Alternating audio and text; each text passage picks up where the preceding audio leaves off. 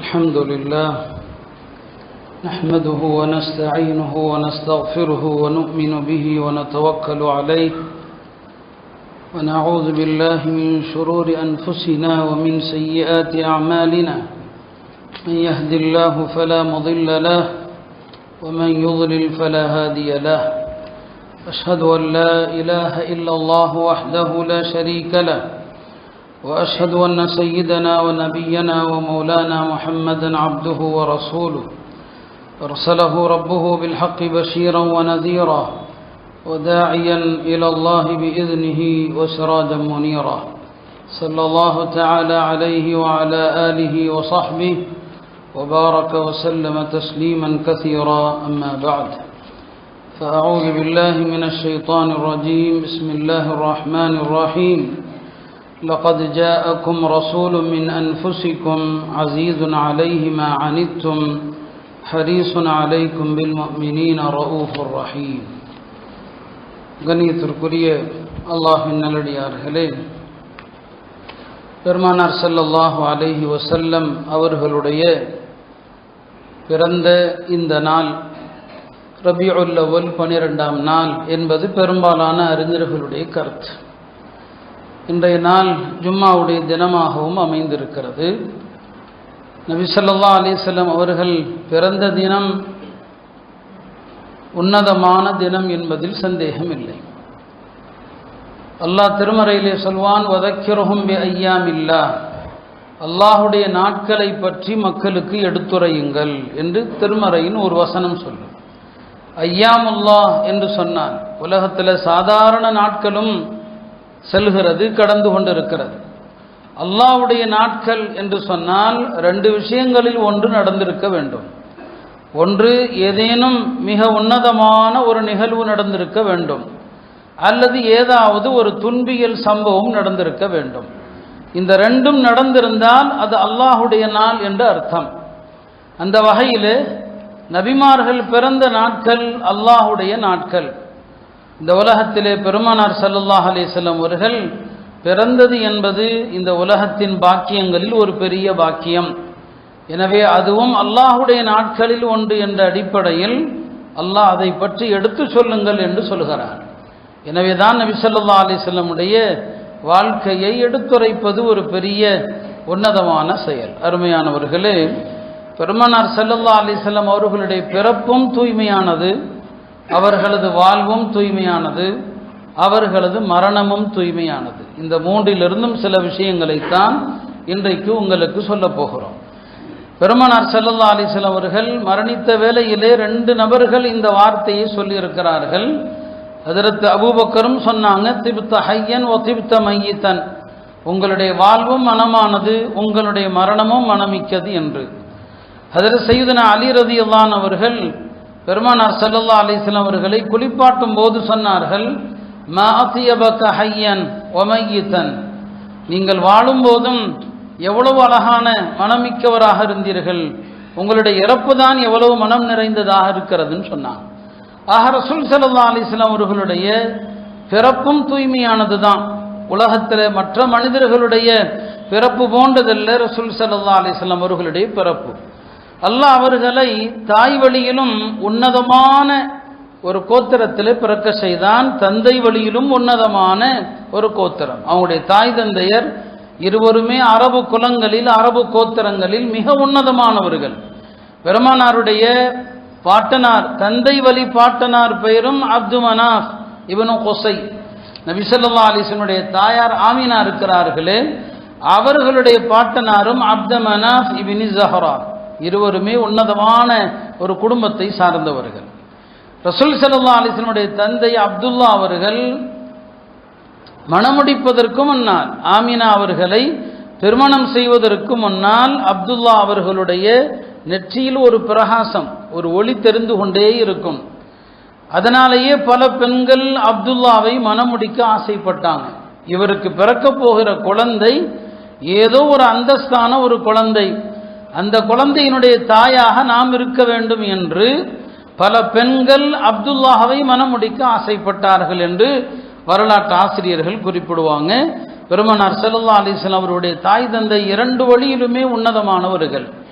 பெருமானாருக்கு பாலூட்டிய பெண்மணி ஹலீமா என்கிற பெண். அந்த பெண்ணும் சாதாரண குடும்பம் அல்ல. அரபு குலங்களில் பனு சாத் என்று சொல்லக்கூடிய ஒரு பெரிய குடும்பத்தை சார்ந்த பெண்மணி தான் பெருமானார் ஸல்லல்லாஹு அலைஹி வஸல்லம் அவர்களுக்கு பாலூட்டினார்கள்.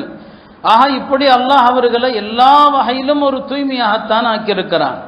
பெருமானார் ஸல்லல்லாஹு அலைஹி வஸல்லம் அவர்களை அன்னை ஆமினா அவர்கள் கருவில் சுமந்த நேரத்திலே அவர்களுக்கு ஒரு அசரீறு கேட்டுக்கொண்டே இருக்கும். நீங்கள் சுமப்பது சாதாரண மனிதரை அல்ல, ஹமல்தி பி சய்யிதி ஹாதிஹில் உம்மா, இந்த உம்மத்தினுடைய தலைவரை நீங்கள் கருவில் சுமந்து கொண்டிருக்கிறீர்கள் என்று ஒரு சத்தம் கேட்கும். அந்த அசரீரி அந்த ஆமினா அவர்களுக்கு இப்படியும் சில நேரங்களிலே வரும், உங்களுக்கு குழந்தை பிறந்தால் அக்குழந்தைக்கு நீங்கள் முஹம்மது என்று பெயரிடுங்கள் என்று வரும். முஹம்மது என்று பெயரிட்டதற்கு அவங்களுடைய தாயார் கேட்ட இந்த குரலும் காரணம், அப்துல் முத்தலிப் அவர்கள் கண்ட ஒரு கனவும் காரணம். சென்ற வாரமும் நான் கூறிந்தேன், நபி ஸல்லல்லாஹு அலைஹி வஸல்லம் அவர்களுக்கு முந்தைய வேதங்களில் அஹ்மத் என்று, இந்த உம்மத்திலே அவர்கள் முஹம்மது என்று அழைக்கப்பட்டார்கள் என்று. ஆமினா அவர்கள் பெருமானார் ஸல்லல்லாஹு அலைஹி வஸல்லம் அவர்களை வயிற்றிலே கருவிலே சுமந்த காலத்தில் சராசரியான பெண்கள் அனுபவிக்கிற எந்த ஒரு கஷ்டத்தையும் அனுபவிக்கல, எந்த ஒரு சிரமத்தையும் அனுபவிக்கல. ஏன்னா பெருமானாரை சுமந்ததனால் யாரும் கஷ்டப்பட்டதாக வரலாறு சொல்லிவிடக்கூடாது இல்லையா? நம்ம தாய்மார்கள் நம்மளை சொல்லுவாங்களா இல்லையா, உன்னை சுமந்த போது நான் எவ்வளோ கஷ்டப்பட்டேன் தெரியுமான்னு சொல்லி. பெருமானாரின் காரணமாக உலகத்திலே யாரும் சிரமப்பட்டதாக வரலாறு இருக்கக்கூடாது. ரசூல் ஸல்லல்லாஹு அலைஹி வஸல்லம் அவர்களின் மூலமாக நன்மைகளை அனுபவித்ததாகத்தான் வரலாறு இருக்க வேண்டுமே தவிர அவர்களின் காரணமாக யாராவது சிரமப்பட்டாங்க அப்படிங்கிற ஒரு வரலாறு இருக்கவே கூடாது என்பது அல்லாஹ்வுடைய நாட்டம். எனவே அவர்களை கருவில் சுமந்த அந்த தாய்க்கும் கூட ஒரு கர்ப்பிணி பெண்ணுக்கான எந்த சிரமமும் அவர்களுக்கு அல்லாஹ்தாலா கொடுக்கல. இப்படித்தான் அல்லாஹ்தாலா அவனுடைய கற்ப காலத்தில் அவங்க பிறக்கிற நேரத்தில் ஒரு குழந்தை பிறக்கும் போது ஏற்படுகிற எந்த விதமான பிரசவ தீட்டு, எந்த விதமான அழுக்கு அதுவும் கிடையாது. சுத்தமான நிலையில தான் அல்லாஹுடைய தூதர் பிறக்கிறாங்க. இந்த உலகத்தில் அவங்க பிறக்கும் போது அவங்க கலிமா அவர்களை உயர்த்தியவர்களாக பிறக்கிறாங்க. அவங்களுடைய பார்வை வானத்தை நோக்கி தான் இருக்குது. அல்லாஹ் திருமறையில் சொல்வான், கத் நரா தகல்லுப வஜ்ஹிக ஃபிஸ்ஸமா, நீங்கள் வானத்தை நோக்கி பார்த்து கொண்டே இருப்பதை நாம் அறிவோம். ரசூல் ஸல்லல்லாஹு அலைஹி வஸல்லம் பிறக்கும் போதும் வானத்தை நோக்கியே தான் பார்த்தாங்க. பெருமானார் ஸல்லல்லாஹு அலைஹி வஸல்லம் அவர்கள் பிறக்கிற நேரத்தில் உஸ்மான் இப்னு அபில் ஆஸ் என்ற ஒரு சஹாபி, அவர்களுடைய தாயார் இருந்தாங்க, அருகில் இருந்தாங்க பிரசவ நேரத்தில். அவங்க சொல்றாங்க, ஆமீனா அவர்கள் பெருமானார் ஸல்லல்லாஹு அலைஹி வஸல்லம் அவர்களை பெற்றெடுத்த நேரத்திலே அவர்கள் இருந்த அந்த அறை முழுக்க நான் ஒளியைத்தான் கண்டேன், முழுக்க ஒளிதான். அது மட்டுமல்ல, நட்சத்திரங்கள் எல்லாம் எங்களை நெருங்கி வருவதை கண்டேன். இந்த அளவுக்கு நான் எண்ணினேன், நட்சத்திரங்கள் என் தலை மீது விழுந்து விடுமோ என்று. பெருமானார் ஸல்லல்லாஹு அலைஹி வஸல்லம் அவர்கள் பிறக்கிற நேரத்திலே நடந்த ஒரு அற்புதங்கள் இதெல்லாம். ஒரு தூய்மையாக பிறந்தாங்க. உலகத்தில் மற்ற குழந்தைகள் பிறப்பது போன்ற ஒரு பிறப்பு அல்ல. மற்ற குழந்தைகள் பிறந்தால் அந்த குழந்தையை கழுகணும், ஏன்னா உடம்புல ரத்தமாக இருக்கும். பெருமானார் ஸல்லல்லாஹு அலைஹி வஸல்லம் அவர்களை இது போன்ற எந்த அழுக்காறுகளும் இல்லாமல் ஒரு தூய்மையான நிலையில தான் அல்லாஹ் அவர்களை படைத்தான். பெருமானார் பிறந்த நேரத்தில் உலகத்தில் பல இடங்கள்ல பல அதிசயங்கள் நடக்குது. ஹஸ்ஸான் இப்னு சாபித் பெருமானாரை புகழ்ந்து கவி பாடக்கூடிய ஒரு புலவர். அவர் அறியாமை காலத்தில் 60 வருஷம் வாழ்ந்தவர், மொத்தம் 120 வயது வாழ்ந்தவர். பெருமானார் குழந்தை பிறக்கிற நேரத்தில் அவருக்கு 7 வயது. அவர் மதீனால இருக்கிறவர், அன்றைக்கு அதை யஸ்ரிபுன்னு சொல்லுவாங்க. அவர் சொல்றாரு, என்றைக்கு நபி ஸல்லல்லாஹு அலைஹி வஸல்லம் அவர்கள் மக்காவில் பிறந்தார்களோ அப்போது ஒரு யூதர் ஒருவர் மதீனாவுடைய ஒரு மலை மீது ஏறி அவர், யா மஅஷர யஹூத், யூதர்களே, தலா அல் லைலத நஜ்மு அஹ்மத், நேற்றைய இரவு அஹ்மத் என்கிற அந்த நட்சத்திரம் தோன்றிவிட்டது என்று யூதர்களை எல்லாம் அழைத்து அந்த யூத பாதிரியார் சொன்னதாக ஹஸ்ஸான் இப்னு சாபித் சொல்றாங்க. இப்போ நபி ஸல்லல்லாஹு அலைஹி வஸல்லம் அவங்க பிறந்தது மக்காவில் பிறந்த செய்தியே மதீனாவில் உள்ள யூதர் தன் குலத்தவரை எல்லாம் அழைத்து சொல்லுகிறார், கடைசி நபியான அஹ்மத் அவர்கள் வந்து விட்டார்கள். என வேதக்காரர்கள் அஹ்மத் என்று தான் சொல்லுவாங்க. ஈசா அலைஹிஸ்ஸலாம் பெருமானாரை அஹ்மத் என்று தான் குறிப்பிட்டாங்க. மூசா அலைஹிஸ்ஸலாம் இந்த உம்மத்தை சொல்லும் போது தில்க உம்மத்து அஹ்மத், அஹ்மதுடைய உம்மத். அவங்க அல்லாஹ்ட்ட துஆ செஞ்சாங்க, அல்லாஹும்ம ஜஅல்னி மின் உம்மத்தி அஹ்மத், அஹ்மதுடைய உம்மத்திலே என்னையும் சேர்த்தருள்வாயாக. அஹ்மத் என்றால் அல்லாஹ்வை அதிகம் புகழ்பவர். நாளை மஹ்ஷர் மைதானத்தில் பெருமானார் ஸல்லல்லாஹு அலைஹி வஸல்லம் அவர்களுடைய உள்ளத்தில் அல்லாஹ் சில துதிச்சொற்களை உதிக்க செய்வான். அந்த துதிச்சொற்களை கொண்டு அல்லாஹ்வை அதற்கு முன்னால் யாருமே புகழ்ந்திருக்க மாட்டாங்க, அதற்கு பின்னாலும் புகழ்ந்திருக்க மாட்டாங்க. அல்லாஹ்வை துதிப்பதற்கு போற்றுவதற்கு எத்தனையோ சொற்கள் நாம் அறிகிறோம். ஆனால் மஹ்ஷருடைய அந்த மைதானத்தில் பெருமானார் ஸல்லல்லாஹு அலைஹி வஸல்லம் அவர்களுக்கு மட்டும்தான் அந்த வார்த்தைகள் உள்ளத்தில் போடப்படும். அதை கொண்டு அவர்கள் அல்லாஹ்வை புகழ்வதனால் அவர்கள் அஹ்மத். வேற யாரும் அல்லாஹ் அப்படி புகழ முடியாது, அதனால அவங்க அஹ்மத். அப்ப அந்த யூதர் சொல்கிறார், இதோ அஹ்மது பிறந்து விட்டார் என்று. பெருமானார் ஸல்லல்லாஹு அலைஹி வஸல்லம் அவர்கள் பிறந்த நேரத்தில் இப்படியும் கூட அவர்களுக்கு பல சுப செய்திகள் எல்லாம் சொல்லப்பட்டதை நாம் பார்க்கிறோம். அருமையானவர்களே, பெருமானார் ஸல்லல்லாஹு அலைஹி வஸல்லம் அவர்கள் பிறந்த பிறகு அக்கால அரபுகள் குழந்தைகளை கிராமத்திலிருந்து வருகிற தாய்மார்களிடத்துல பால் ஊட்ட கொடுப்பாங்க. ஹலீமாங்கிற பெண்மணி பனு சாத் கூட்டத்தை சார்ந்த பெண்மணி. அவர்கள் வசிக்கிற கிராமத்தில் கடுமையான வறட்சி, பஞ்சம், செழிப்பு கிடையாது. கால்நடைகள் மேய்வதற்கு கூட எந்த பொறுப்புண்டும் கிடையாது. எல்லாமே வறண்டு போய் கிடக்கிறது. ஏழ்மையில் ரொம்ப சிரமத்தில் இருக்கிற நேரத்தில் தான் அந்த பெண்கள் மக்காவுக்கு வந்து மக்காவுடைய செல்வந்தர்கள் வீட்டு குழந்தைகளை எடுத்து பாலூட்டி கூலி வாங்கலாம் என்று வர்றாங்க. வந்தவர்கள் எல்லாருக்கும் குழந்தைகள் கிடைத்து விட்டது. இறுதியில் ஹலீமா அவர்கள், ரசூல் ஸல்லல்லாஹு அலைஹி வஸல்லம் அவர்கள் அனாதை என்பதனால யாருமே வாங்க முன் வரல. யார் கூலி கொடுப்பாங்க, என்ன கொடுப்பாங்க என்று யாருமே முன் வரல. ஹலீமா அவர்களுக்கு எந்த குழந்தையும் கிடைக்கல. கடைசியில் சொல்லப்படுது, இதோ அப்துல் முத்தலிபுடைய மகன், அதாவது அவருடைய பேரன் முஹம்மது அவர்கள் என்ற ஒரு குழந்தை பிறந்திருக்கிறாங்கன்னு சொல்லி ஹலீமாவும் அவங்களுடைய கணவரும் சரி அந்த குழந்தையாவது எடுத்துக்கொண்டு வருவோம் சொல்லி வர்றாங்க. எப்போ நபி ஸல்லல்லாஹு அலைஹி வஸல்லம் அவர்களை ஹலீமா அம்மையார் கையில் வாங்கினாங்களோ அதிலிருந்து மாற்றத்தை பார்க்க ஆரம்பித்தாங்க. அதிலிருந்து மாற்றம் தான். அவங்க வந்த ஒரு குதிரை, சில அறிவிப்புகளில் கழுதன் வருது. அவங்க வந்த கழுதை அந்த கூட்டத்திலேயே ஆக பின்னால கடைசியா வந்துகிட்டு இருந்துச்சு. கடைசியா வந்த கழுதனா அதுதான். எப்போ நபி ஸல்லல்லாஹு அலைஹி வஸல்லம் அவங்கள வாங்கிட்டு புறப்பட்டாங்களோ பெருமானாருடைய அருளின் காரணமாக எல்லா கழுதைகளை விட அவங்களுடைய குதிரை, அவங்களுடைய கழுதை முன்னால போயிடுச்சு. மற்ற பெண்கள் எல்லாம் சொன்னாங்க ஹலீமாவை பார்த்து, ஹலீமாவே இர்பஇ அலைனா, எங்கள் மீது கொஞ்சம் கருணை காட்டி மெதுவா போமான்னு சொன்னாங்க. பெருமானாரை எடுத்த நிலையிலிருந்து அது வேகம் பிடிக்குது. ஹலீமா சொல்றாங்க, நாங்கள் வீட்டுக்கு வந்தோம், மாலையில் எங்களுடைய கால்நடைகள் திரும்பி வருகிற போது மேய்ச்சலுக்கு ஒன்றும் இல்லாமல் பசியோடு தான் வரும். அதனுடைய மடுவை பிடிச்சா பால் ஒன்றுமே இருக்காது. ஆனால் எப்போ நபி ஸல்லல்லாஹு அலைஹி வஸல்லம் தூக்கிட்டு வீட்டுக்கு போகிறோமோ எங்களுடைய கால்நடைகள் வயிறு நிரம்பி வந்ததை கண்டோம். மடுவை தொட்டா பால் கறக்குது. அல்லாஹுடைய திருத்தூதருடைய பரக்கத் இது. இப்படி அந்த கிராமமே செழிப்பாயிடுச்சு. நபி ஸல்லல்லாஹு அலைஹி வஸல்லம் அவர்கள் போனதும் அல்லாஹ் தஆலா அவர்களை பிறக்கும் போதே எல்லா மக்களும் புகழும் விதமாக ஒரு தூய்மையான நிலையில தான் அல்லாஹ் பிறக்க செய்கிறான். பெருமானார் ஸல்லல்லாஹு அலைஹி வஸல்லம் அவர்கள் அவங்க சின்ன வயசிலிருந்து எந்த விதமான குறையும் அவர்கள்ட்ட தென்படக்கூடாது என்பது அல்லாஹ்வுடைய நாட்டம். ரசூல் ஸல்லல்லாஹு அலைஹி வஸல்லம் அவங்களுடைய பாட்டனார் அப்துல் முத்தலிப் இறந்த பிறகு அபூ தாலிப் அவர்களிடத்துல வளர்றாங்க. அபூ தாலிபுக்கு நிறைய குழந்தைகள். அபூ தாலிப் ஒரு ஏழ்மை நிலையில் இருப்பவர்கள். சாப்பிட்ற நேரத்தில் மற்ற குழந்தைகள் எல்லாம் பசியில ஓடி வந்து சாப்பாட்டுடைய தட்டை நோக்கி கை வைப்பாங்க.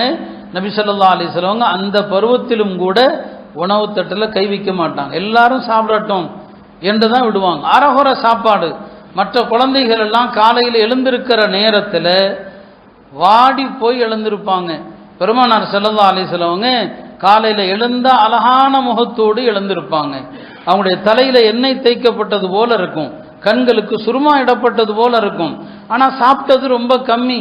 பல நேரங்களில் ரசூல் ஸல்லல்லாஹு அலைஹி வஸல்லம் சாப்பிடவே மாட்டாங்க. அல்லாஹ் தஆலா அப்படி ஒரு தூய்மை தான் அவங்க உடம்புல எப்போதுமே நறுமணம் தான். பெருமானாருடைய உறுப்புகள் சிறு வயதில் கூட யாருமே பார்த்தது கிடையாது. சஹீஹ் புகாரில வருது. மக்கா முக்கர்ரமா காபத்துல்லாவை மக்காவுடைய அந்த மக்கள் கட்டி கொண்டிருக்கிறாங்க. அப்போ நபி ஸல்லல்லாஹு சின்ன பிள்ளை, எல்லா சிறுவர்களோடு சேர்ந்து அவர்களும் கற்களை எடுத்துக்கொண்டு போயிட்டு இருக்கிறாங்க. அப்போ ஹஜ்ரத் பெருமானாருடைய குடும்பத்தை சார்ந்தவர் ஒருத்தர் சொன்னாங்க, ஏன் நீங்கள் மற்ற பிள்ளைங்களெல்லாம் சின்ன வயசு தானே, அவங்களுடைய வேட்டியை அவிழ்த்து விட்டு கல்லை தூக்கிட்டு போயிட்டு இருக்கிறாங்க, ஏன்னா தடுக்கி விழுந்துடக்கூடாதுன்னு சொல்லி நீங்களும் வேட்டியை அவிழ்த்துருங்கன்னு சொல்கிறாங்க. ரசூல் ஸல்லல்லாஹு அலைஹி வஸல்லம் வேட்டியை அவிழ்க்கலான்னு போனாங்க, மயக்கமுற்று விழுந்துட்டாங்க. ஏன்னா பெருமானார் ஸல்லல்லாஹு அலைஹி வஸல்லம் உடைய அந்த மறைவிடத்தை யாரும் பார்க்கக்கூடாது என்பது அல்லாஹுடைய நாட்டம். மக்காவில் வருஷந்தோறும் வேடிக்கை நடக்கும், திருவிழாக்கள் நடக்கும், இணை வைப்பாளர்கள் அவங்களுடைய தெய்வங்களுக்கு கொண்டாடுவாங்க. பெருமானார் ஸல்லல்லாஹு அலைஹி வஸல்லம் அந்த திருவிழாக்களுக்கு சென்றதே கிடையாது. ஒரு நாள் இரவு சிறுவர்களோடு செல்லலாம் என்று நினைக்கிறாங்க, அல்லாஹ் அவர்களுக்கு உறக்கத்தை கொடுத்துறான், அல்லாஹ் அவர்களை தூங்க வச்சாரான். இப்படி சிறுபிராயத்திலிருந்து அவர்களது வாழ்க்கையில எந்த கலங்கமும் இல்லாம அவங்க ஒரு இணை வைப்பு திருவிழாவில் கலந்தாங்க அப்படிங்கிற ஒரு வரலாறு வரக்கூடாது. அவர்களுடைய மறைவிடத்தை யாரும் பார்த்து விடக்கூடாது. இப்படி அல்லாஹ்தாலா சிறு வயதிலிருந்து அவர்களை ஒரு தூய்மையான நிலையில அல்லாஹ் நேரடியாக பராமரித்து கொண்டு வருகிறான். அதே போலத்தான் பெருமானார் ஸல்லல்லாஹு அலைஹி வஸல்லம் உள்ளம் என்ன செய்யப்படுது, திறக்கப்படுது. இன்றைய நிலையில சொன்னா ஒரு ஓப்பன் சர்ஜரி தான் அது. பெருமானாருடைய உள்ளம் திறக்கப்பட்டு அவங்களுடைய வயிறு கழுவப்படுது, அவங்களுடைய இதயம் தூய்மையாக்கப்படுது. எதற்காக? இந்த குரானை தாங்குற சக்தி வேணும். குரான் இருக்கிறதே, அதை தாங்குற சக்தி மலைக்கும் கூட கிடையாது. மலை வெடித்து சிதறிவிடும் இந்த குரானை மலை மீது இறக்கி இருந்தார். இந்த குரானை பத்தி அல்லாஹ்வே சொல்லுவான், சனுல்கி அலைக கௌலன் ஸகீலா, ரொம்ப ரொம்ப பாரமான வாக்கியம் குரான்.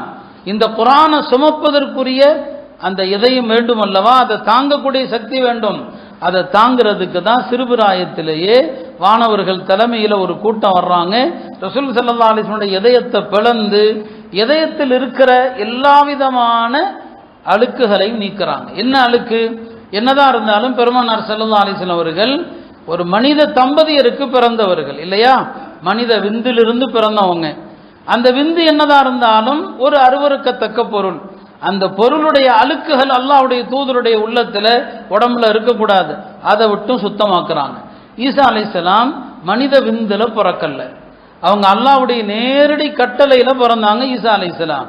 அதனால ஈசா அலைஹிஸ்ஸலாமை பொறுத்த வரைக்கும் அவங்க பிறக்கும் போதே உள்ளத்துல எதுவுமே கிடையாது. ஆனா முஹம்மது ஸல்லல்லாஹு அலைஹி வஸல்லம் அவங்க மலக்குமார்கள் எல்லாவற்றையும் பிளந்து அவர்களை சுத்தம் செய்யறாங்க. அந்த பிளந்து சுத்தம் செய்யக்கூடிய நேரத்துல தான் அவர்களுடைய இரண்டு தோள்களுக்கு மத்தியில ஹாத்தமுன் நுபுவா, நபித்துவ முத்திரையும் பதிக்கப்படுது. இதான் என்னங்க, இறுதி நபி முத்திரையிடப்பட்டுடுச்சு, அவ்வளவுதான். இனி நபித்துவம் என்பது கிடையாது. இனிமேல் நபி என்று எவன் சொன்னாலும் அவன் பொய்யன். ஏன்னா இந்த காலத்துல இது ரொம்ப தேவையாக இருக்குது. பல பேர் தன்னை நபின்னு சொல்றான். அல்லாஹ்வுடைய தூதருடைய காலத்திலேயே தங்களை நபி என்று வாதிட்டவர்கள் உலகத்துல பல பேர் இருந்தாங்க. பெருமானார் தன்னுடைய இறுதி காலத்துல ஒரு கனவு கண்டாங்க. அவங்களுடைய கையில 2 தங்க காப்பு அணிந்திருப்பது போல அந்த காப்புகளை ஊதுறாங்க, அது பறந்து விடுகிறது. தோழர்கள்ட்ட சொன்ன போது அதுக்கு என்ன விளக்கம் யார சொல்லலான்னு கேட்டாங்க. 2 பொய்யர்கள் தோண்டி இருக்கிறாங்க. ஒருத்தன் யமனுடைய தலைநகர் சன்ஆ, அங்க அனசின்னு ஒருத்தன் தன்னை நபின்னு சொல்லிட்டு இருக்கிறான். இன்னொருத்தன் யமாமாவுல முசைலிமா, அவன் தன்னை நபின்னு சொல்லிட்டு இருக்கிறான். இவர்கள் இருவருமே அழிந்து போவார்கள் அப்படிங்கிறது தான் ஊதியதும் பறந்தது என்பதாக சொல்லப்பட்டுச்சு.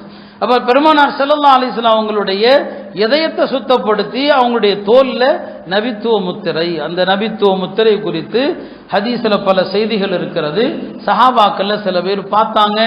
அந்த நபித்துவ முத்திரையை ஹஜ்ரத் சல்மான் ஃபாரிசி போன்றவர்கள் பார்த்திருக்கிறார்கள், முத்தமிட்டும் இருக்கிறாங்க. அப்ப சின்ன வயசுல அந்த நபித்துவ முத்திரை என்னங்க பதிக்கப்படுது. இப்படி சிறு வயதிலிருந்து நாமெல்லாம் சிறு வயதுல நிறைய சேட்டைகள் செய்திருப்போம், நிறைய தகாத விஷயங்கள் செய்திருப்போம். இது மாதிரியான எந்த ஒரு கலங்கமும் எந்த ஒரு அழுக்கம் அல்லாஹ்வுடைய தூதருடைய வாழ்க்கையில சிறுபிராயத்திலும் நடந்ததில்லை, வாலிபத்திலும் நடந்ததில்லை, நபித்துவத்திற்கு முன்னால் பின்னால் எப்போதுமே நடந்தது கிடையாது. இதுதான் அர்த்தம், அவர்களுடைய பிறப்பும் தூய்மையானது. பிறப்பும் என்னங்க, தூய்மை. அல்லாஹ் தஆலா அப்படி ஒரு தூய்மையான ஒரு படைப்பாக ரசூல் ஸல்லல்லாஹு அலைஹி வஸல்லம் அவர்களை படைச்சான். நம்முடைய குழந்தைகளுக்கு பெருமானாருடைய பிறப்பின் போது நடந்ததை சொல்லணும். அவங்களுடைய தாயார் இறந்த இடம் எது, அபுவாங்கிற இடத்துல இறந்தாங்க. பிள்ளைகளுக்கு பெருமானாருடைய வாழ்க்கையை சொல்லித்தரணும். ஆக ரசூல் ஸல்லல்லாஹு அலைஹி வஸல்லம் பிறந்து இப்படித்தான் மிக தூய்மையாக அவர்கள் வளர்ந்து வருகிறார்கள், வாலிபத்தை அடைகிறாங்க. அன்னை ஹதீஜா அம்மையாரை நிக்காஹ் செய்கிறாங்க. அதற்கு பிறகு நபித்துவம் கிடைக்கிறது. அவங்களுடைய வாழ்க்கையினுடைய எல்லா விஷயங்களையும் நாம் பேசினா பல வாரங்கள் பேசணும். நான் எடுத்துக்கொண்ட தலைப்பு இதுதான், பிறந்ததிலிருந்து தூய்மை தான்.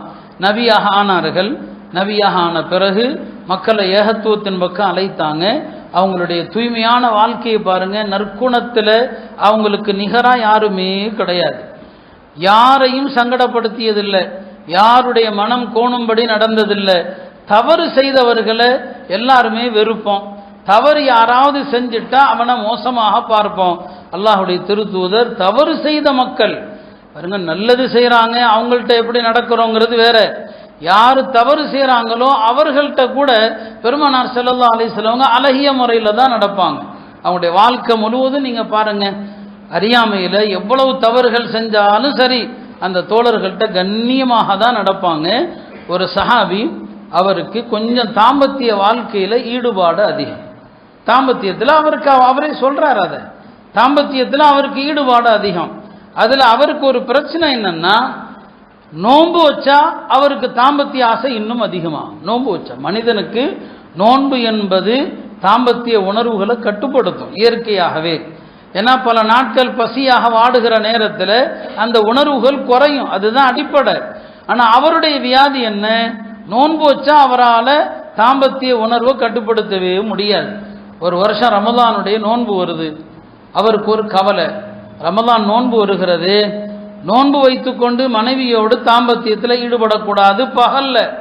ஆனால் அவர் பயப்படுறாரு, அவருக்கு நோன்பு வச்சிருந்தா உணர்வு அதிகமாகும், என்ன செய்வது, மனைவிட்ட தவறு செஞ்சிடக்கூடாது, நோன்பு வைத்து உறவு கொண்டால் நோன்பும் முறியும். அது மாத்திரமல்ல, அதற்கு கடுமையான பரிகாரமும் இருக்குது.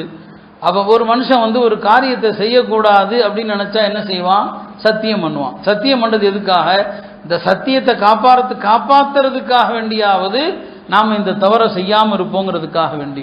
அதனால் அவர் என்ன பண்ணுறாரு, ரமதான் வரக்கூடிய நேரத்தில் அறியாமை காலத்தில் மனைவியை தள்ளி வைக்கிறதுக்கு என்ன செய்வாங்கன்னா, நீ எனக்கு தாயை போலன்னு சொல்லுவாங்க.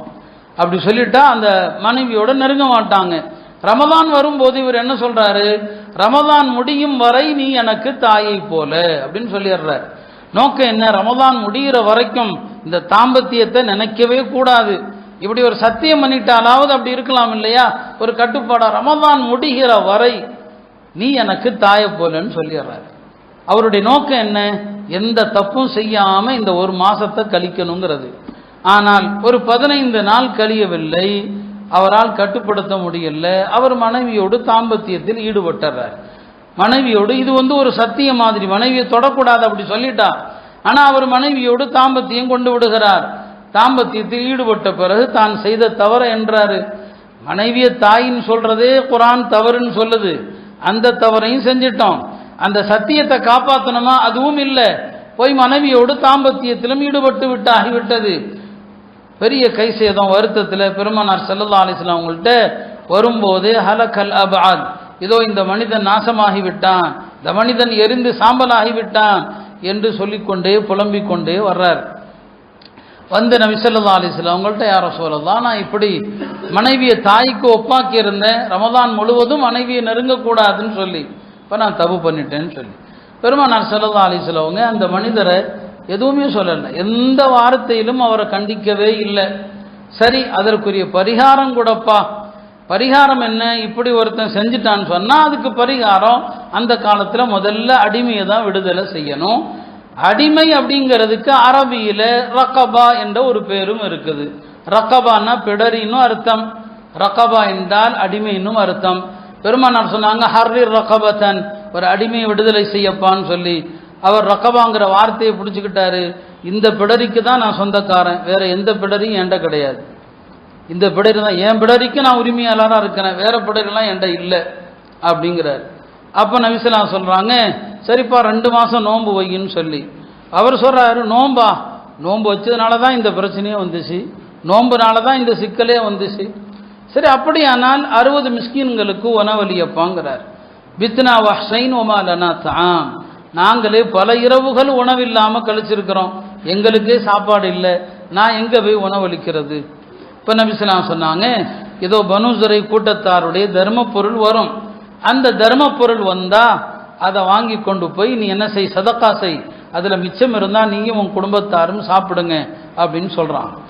அவர் தன்னுடைய குடும்பத்தாரிடம் வர்றார். எல்லாரும் கேட்குறாங்க, என்ன பெருமானாரிடம் போனியா, என்ன சொன்னாங்கன்னு சொல்லி. அவர் சொன்ன ஒரு அற்புதமான ஒரு வார்த்தை, நான் தவறு செய்த போது அதை உங்கள்கிட்ட வந்து சொன்னேன், ஆனால் நீங்கள் எப்படி நடந்தீங்க, நீங்கள் நெருக்கடியாக நடந்துக்கிட்டீங்க, என்ற ரொம்ப கடுமையான வார்த்தைகளால் என்ன திட்டினீங்க, கெட்ட கெட்ட வார்த்தைகளாக பேசினீங்க.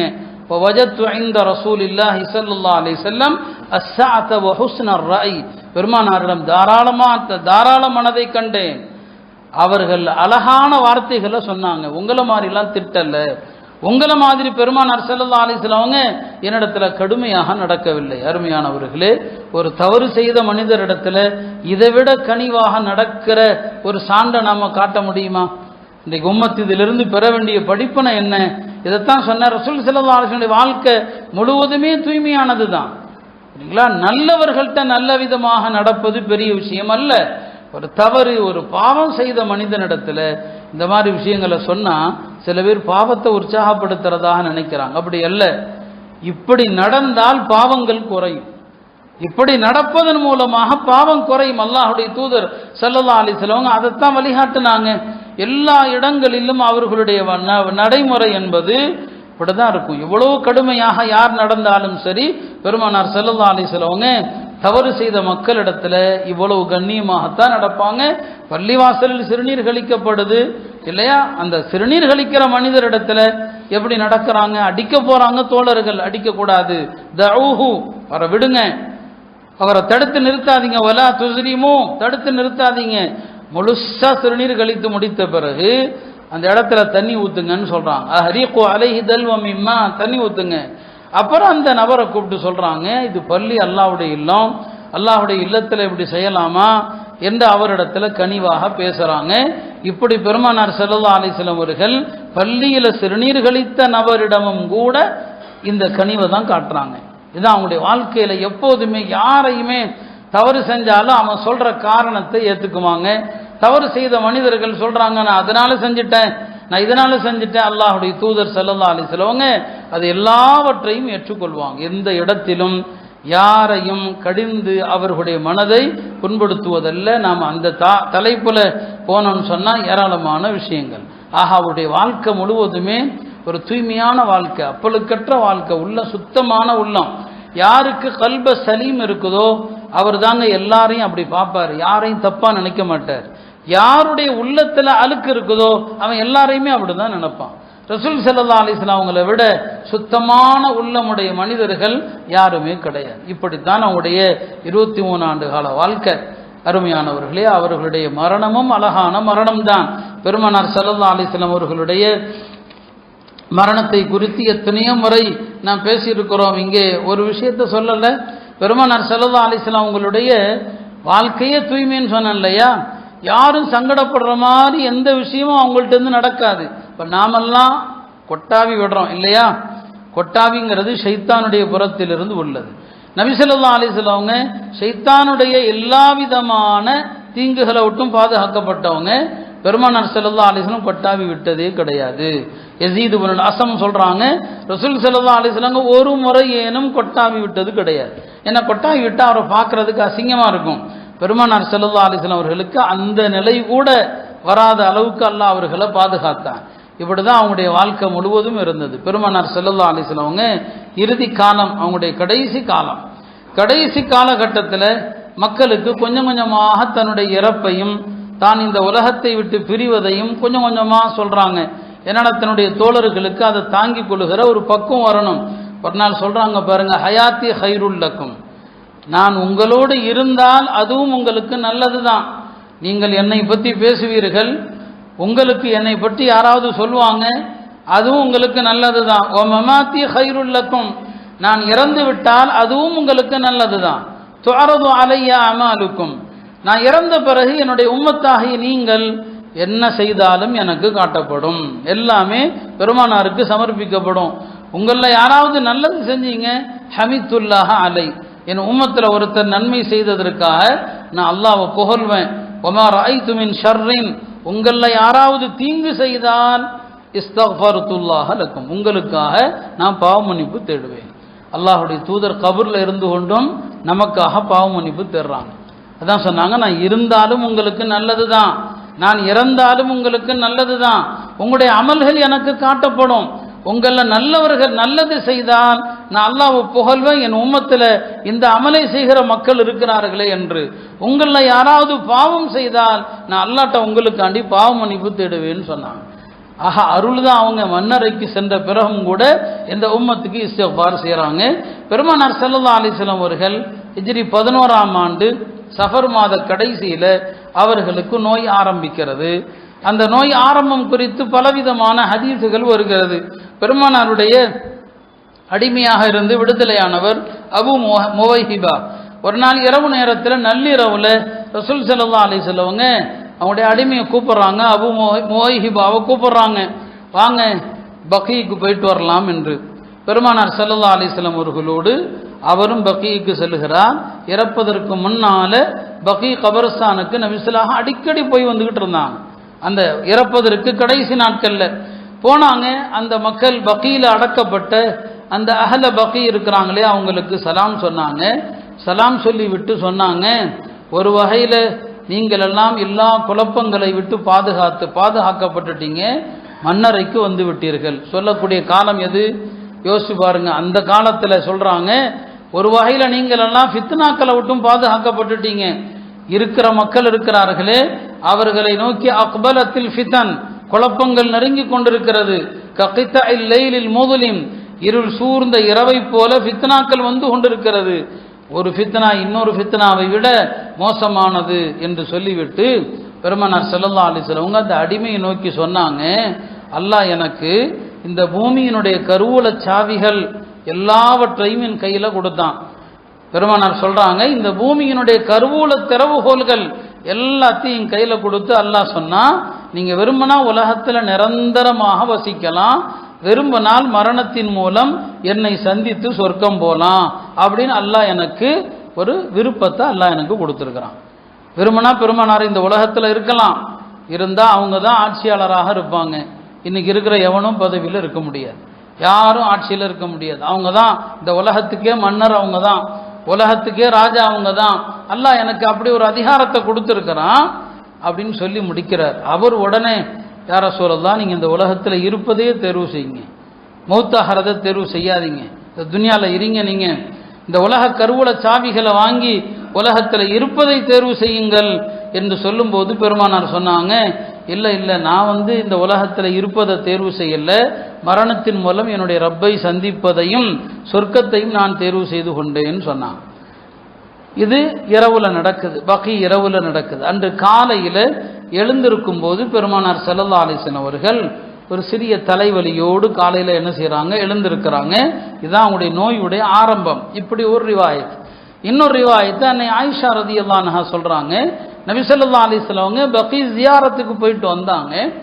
வரும்போது யதார்த்தமாக நான் நபி இடத்துல சொன்னேன், வாரசான்னு சொன்னேன், என் தலையை பிடிச்சிக்கிட்டு எனக்கு கடுமையாக தலைவலிக்கிறதுன்னு சொன்னேன்.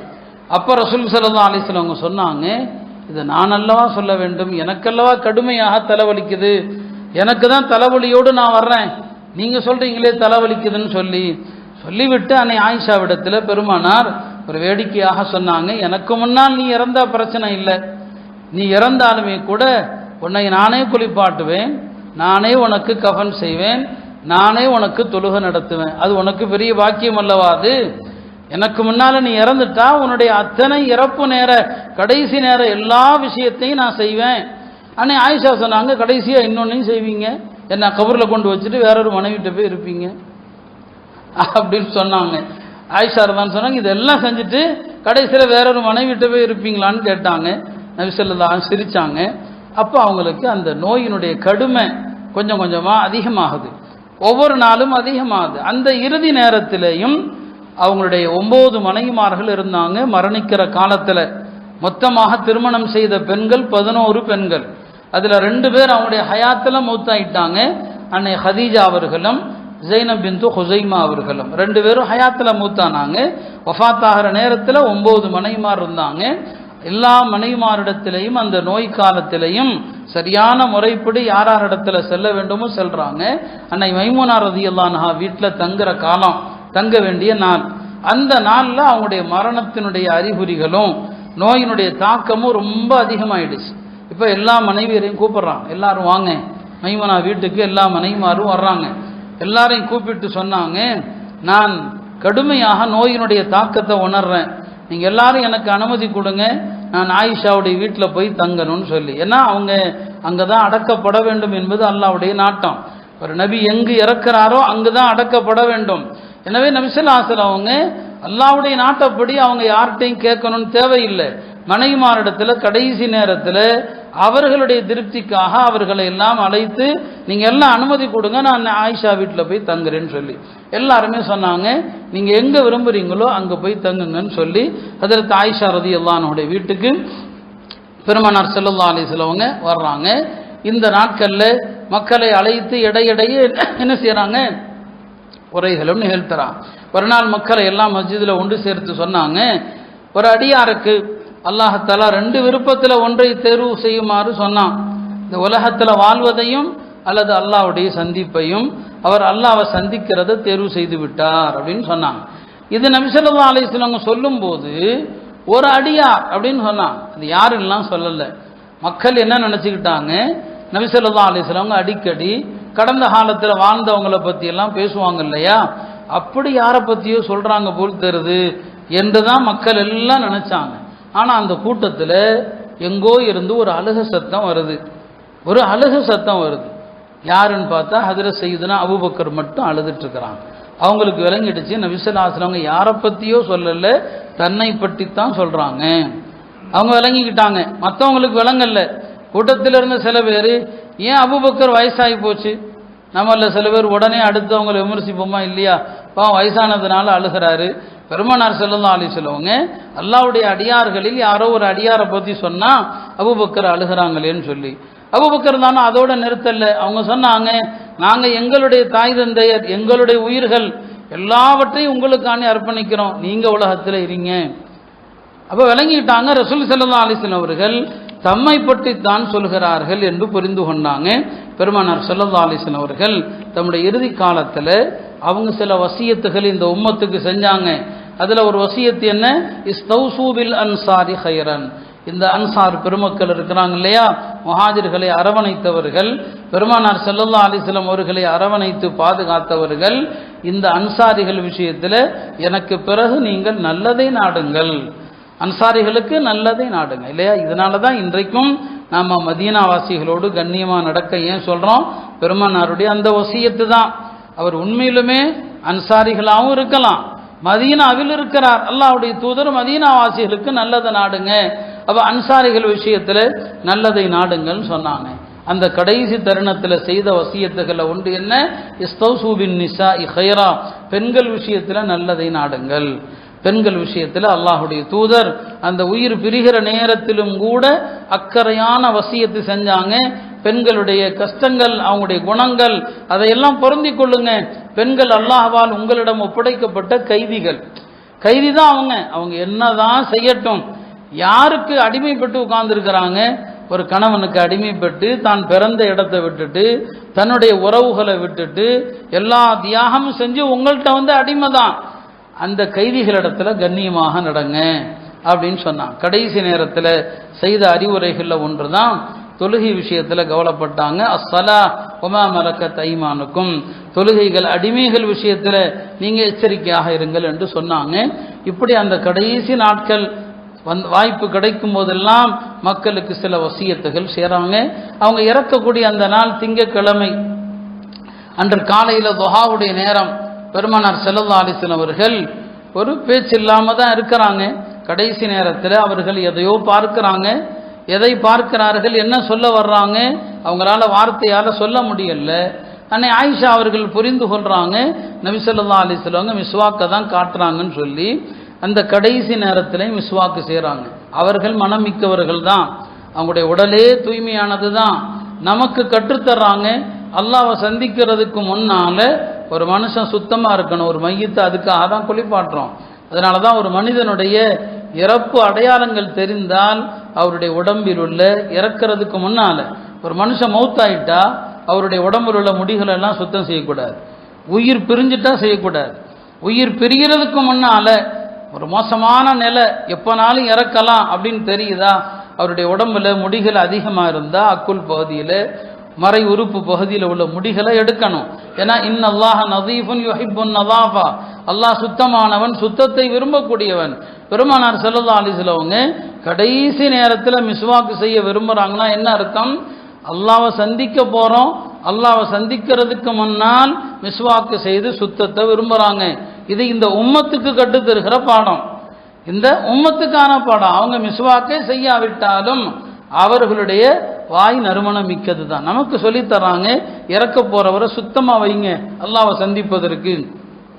இப்போ அபூபக்கர் ரலியல்லாஹு அன்ஹு, ஆயிஷா ரலியல்லாஹு அன்ஹா தன்னுடைய சகோதரர் அப்துல் ரஹ்மான்ட சொல்றாங்க அந்த மிஸ்வாக் எடுப்பான்னு சொல்லி.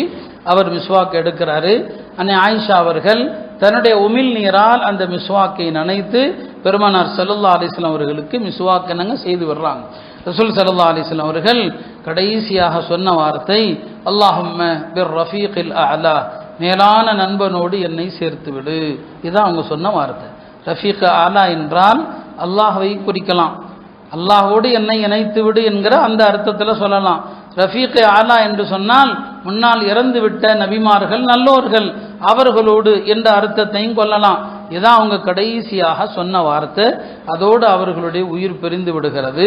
பெருமானார் ஸல்லல்லாஹு அலைஹி வஸல்லம் மௌத்தான பிறகு சஹாபாக்களிடையே என்ன நடந்தது என்பதையெல்லாம் நாம் ஏற்கனவே சொல்லியிருக்கிறோம். நபி ஸல்லல்லாஹு அலைஹி வஸல்லம் கடைசி நேரத்தில் தன்னை யார் குளிப்பாட்டணும், யார் கபரில் இறங்கணும், தனக்கு ஜனாசா எப்படி தொழுகை நடத்தப்படணும், இதையெல்லாம் ஏற்கனவே அவங்க சொல்லி இருந்தாங்க.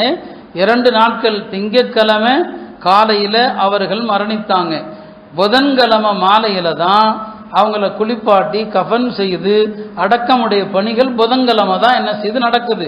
புதன்கிழமை நள்ளிரவுல தான் பெருமானார் ஸல்லல்லாஹு அலைஹி வஸல்லம் கபரில் அடக்கம் செய்து முடிக்கப்படுறாங்க.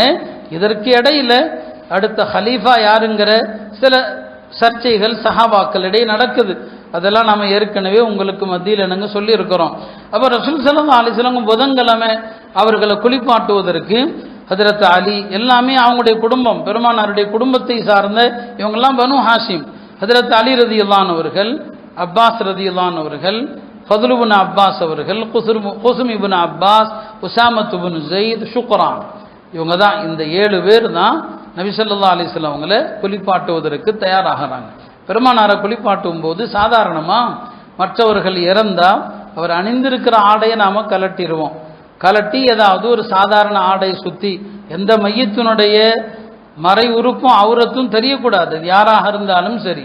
நபி ஸல்லல்லாஹு அலைஹி வஸல்லம் உயிரோடு இருக்கிற மனிதருடைய உறுப்பையும் பார்க்கக்கூடாது, இறந்து விட்ட மனிதருடைய உறுப்பையும் பார்க்கக்கூடாதுன்னு சொன்னாங்க. இப்போ ரசூல் ஸல்லல்லாஹு அலைஹி வஸல்லம் மேலே அணிந்திருந்த கமீஸ் இருக்குது, அதை கலட்டலாமா வேண்டாமா அப்படின்னு ஒரு சர்ச்சை வருது.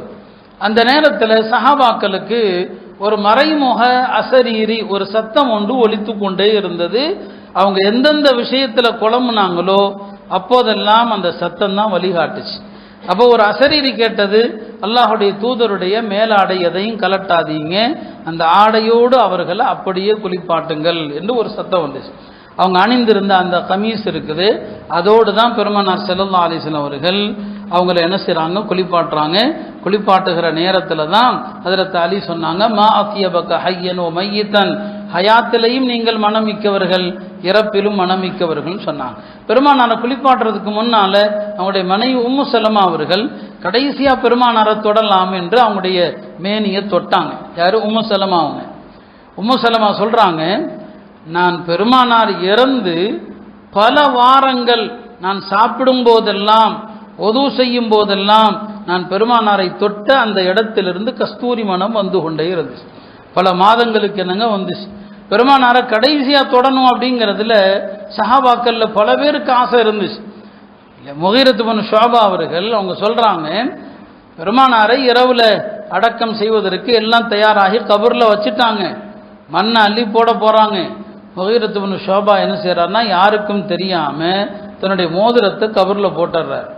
போட்டுட்டு என் மோதிரம் விழுந்துருச்சு, விடுங்க, நான் இறங்கணும், நான் எடுக்கணும்னு சொல்லி அவரே சொல்றாரு, நான் போட்டதே எதற்காக, இந்த உலகத்தில் பெருமானாருடைய மேனியை தொட்ட கடைசி நபராக நான் இருக்க வேண்டும். அதுக்காக தான் நான் மோதிரத்தை என்ன செஞ்சேன், உள்ளே போட்டேன். அவரே சொல்கிறார், அதை உள்ளே போட்டதே எதுக்கு, இறங்கி பெருமானாரை தொட்டாரணும், கடைசியாக தொட்ட ஒரு ஆள் தான். இதெல்லாம் சஹாபா பெருமக்கள் பெருமானார் ஸல்லல்லாஹு அலைஹி வஸல்லம் அவர்கள் மீது வைத்திருந்த அன்பின் அடையாளம். ரசூல் ஸல்லல்லாஹு அலைஹி வஸல்லம் அவங்கள அவங்களுடைய குடும்பத்தை சார்ந்தவர்கள் என்ன செய்கிறாங்க, குளிப்பாட்டுறாங்க. குளிப்பாட்டி முடித்த பிறகு, கஃன் செய்து முடித்த பிறகு பெருமானார் ஸல்லல்லாஹு அலைஹி வஸல்லம் அவர்களுக்கு தொழுகை நடத்த வேண்டும். ஏற்கனவே பெருமானார் வசியத்து செய்ததாக சில அறிவிப்புகள் வருது. முதல்ல என்னுடைய குடும்பத்தை சார்ந்தவர்கள் எல்லாம் தனித்தனியாக தான், என்னுடைய குடும்பத்தில் உள்ள ஆண்கள், பிறகு என்னுடைய குடும்பத்தை சார்ந்த பெண்கள், பிறகு என்னுடைய தோழர்கள், இப்படி வரிசையாக தொழுது விட்டு போகுமாறு சொல்லியிருந்தாங்க. குளிப்பாட்டிய பிறகு சஹாபாக்களும் அந்த அவங்களுடைய வசியத்துப்படி அதே வரிசையில் நபி ஸல்லல்லாஹு அலைஹி வஸல்லம் அவங்களுக்கு தொழுகையும் நடத்தினாங்க. பெருமானார் ஸல்லல்லாஹு அலைஹி வஸல்லம் அவர்களை அடக்கம் செய்ய பணியில் ஆரம்பமாகுது. கபர் தோண்டணும். பெருமானார் ஸல்லல்லாஹு அலைஹி வஸல்லம் அவங்களுக்காக மதீனால 2 பேர் இருந்தாங்க கபர் தோண்டக்கூடியவர்கள். ஒருத்தர் அபு உபைதா, அவர் மக்காவாசிகள் கபர் தோன்ற முறைப்படி அவர் தோண்டுவார். இன்னொருத்தர் அபு தல்ஹா, அவர் மதீனாவாசிகள் கபர் தோண்டுகிற முறைப்படி தோண்டுவார். கபர் தோன்றது 2 விதமாக இருக்குது. ஒன்று நடுக்குழி தோண்டி உள்ள மையத்தை கிபிலாவை நோக்கி சரிச்சு வைக்கிறது. இன்னொன்று என்னன்னா, ஒரு குழி தோண்டி அந்த குழியில கிபிலா பக்கமாக இன்னொரு குழியை தோண்டுவாங்க. அதுக்கு அரபியில லஹதுன்னு சொல்லுவாங்க. பெருமானார் ஸல்லல்லாஹு அலைஹி வஸல்லம் அந்த லஹது குழியை தான் விரும்பினாங்க ஹயாத்திலேயே. அவங்க சொல்லுவாங்க, அல்லஹது லனா வஷக்கு லிகைரினா, இந்த லஹது குழி தான் நமக்கானதுன்னு சொல்லுவாங்க. இப்போ பெருமானாருடைய வலி யாருன்னா அப்பாஸ் தான். ஒரு மனிதர் இறந்துட்டா அடக்க செலவு, அடக்க விஷயங்களை யார் கவனிக்கணும், வலி தான் கவனிக்கணும். அப்பாஸ் ரலியல்லாஹு இந்த 2 பேரையுமே ஆள் அனுப்பி கூப்பிட சொல்றாங்க. அபு உபைதா, அபு தல்ஹா அல்லாஹ்ட்ட துஆவும் செய்கிறாங்க. அல்லாஹ் உன்னுடைய நபிக்கு எந்த முறையில் கபர் தோண்டுவது சிறப்பு என்று நீ கருதுகிறாயோ அவரை அனுப்பி வை அப்படின்னு சொல்லி. அபு உபைதாவை தேடி போனவர் வீட்டில் அவர் இல்லைன்னு சொல்லி வந்துட்டார். அபு தல்ஹாவை தேடி போனவர் கூட்டுட்டே வந்துட்டார். அப்போ நபி ஸல்லல்லாஹு அலைஹி வஸல்லம் அவங்களுக்கு அல்லாஹ் நாடியது இந்த லஹது குழியை தான் நாடி இருக்கிறான். பெருமானார் ஸல்லல்லாஹு அலைஹி வஸல்லம் அவங்கள அந்த லஹது முறையில் தோண்டப்பட்ட குழியில் வைத்து தான் என்ன செஞ்சாங்க, அடக்கினாங்க. அந்த அடக்க பணிகளிலேயும் அவர்களுடைய குடும்பத்தில் உள்ள மேலே நாம் சொன்னோம் இல்லையா, அவர்கள் தான் என்ன செஞ்சாங்க, ஈடுபட்டாங்க. ரசூல் ஸல்லல்லாஹு அலைஹி வஸல்லம் அவங்க அடக்கம் செய்து முடிக்கப்பட்டு விட்டது. இமாம் தபரி உள்ளிட்டவர்கள் இந்த செய்தியை பதிவு செய்கிறாங்க. பெருமானார் ஸல்லல்லாஹு அலைஹி வஸல்லம் குடும்பத்தார் மிகுந்த கவலையில் இருக்கிறாங்க.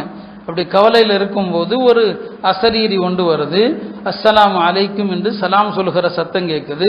யா அஹ்லல் பைத், நபியின் குடும்பத்தினரே, இன்ன ஃபில்லாஹி ஐவதன் மின் குல்லி தாலிஃபின், இந்த உலகத்தில் அழியக்கூடிய எல்லா பொருள்களுக்கும் அல்லாஹ்வுடைய புறத்திலிருந்து ஒரு பகரம் உண்டு.